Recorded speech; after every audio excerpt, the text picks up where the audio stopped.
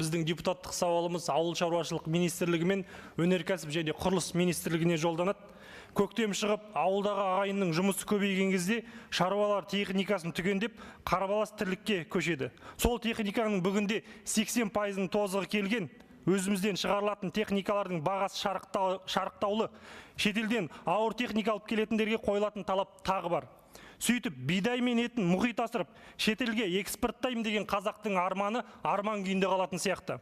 Ауыл техникасының қымбаттауының себебі мынадай, екі мысал келтірейін. Беларусь 80 трактор 2019 жылы 5,9 миллион теңге болса, 5 жылдан кейін 2024 жылы қазір ол 8,7 миллион теңге тұрады. Ал шетелден келетін John Deere S760 комбайны 5 жыл бұрын 170 миллион теңге тұрса, қазір ол 270 миллион теңге тұрады. Біздегі қымбаттаған бағаның орнына қайта орнығу екі талай. Ал утиль алымдар мен алғашқы тіркеу салықтары да ауыл шаруашылық техникасын айналып өткен жоқ. Ауыр техниканың қымбаттауына тікелей себеп осы алымдар. Қаржылық мониторинг агенттігінің ақпараты бойынша осы алымдарды айналып өту үшін 413 ауыр жүк көлігін тіркеген азаматтар мемлекетке 3 миллиард 156 миллион теңге шығын әкелген. Бұл тек ұсталғандары ғана. Одан бөлек бұл мәселені екі палата бірдей, бір жыл емес, бірнеше жыл болды көтеріп келе жатыр. Және де қазіргі қар сумен күресуде осы жаңа заманауи техниканың ауадай қажет екенін барлықтарыңыз іштей біліп отырсыздар. Жалпы осы алымдардың елге тиімсіз екенін бұдан басқа қандай дәлел керек? Осы орайда ұсыныстар мен талаптар. Бірінші ұсыныс талап өнеркәсіп және құрылыс министрлігіне.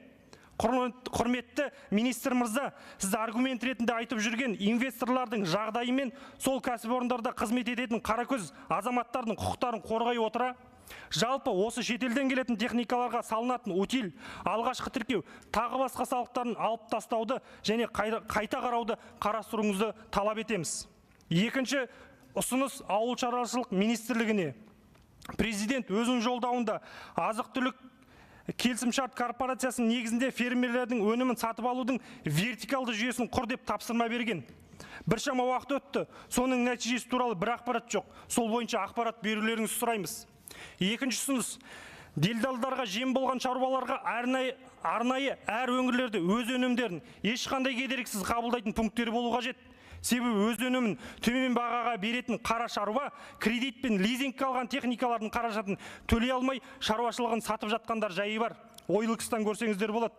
Және де шаруалар егін жинап болғаннан кейін жылына бір уақыт сол өнімдерін кедергісіз тікелей шетелге экспорттауға рұқсат берулеріңізді сұраймыз. Бұл ұсыныстар мен талаптар. Сөйтіп, кеңестік одақта тумасақ та, кеңестік қызыл енесей комбайны мен сары К700 тракторларын көріп өстік. Ауылда әлі бар. 40 жыл болған техникалар бізге адал қызмет етті.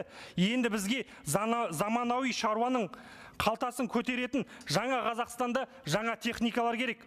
Осы ұсыныстар мен талаптар ескеріледі деген сенімдемін. Құрметпен Жалпыұлттық социал-демократиялық партия фракциясы атынан.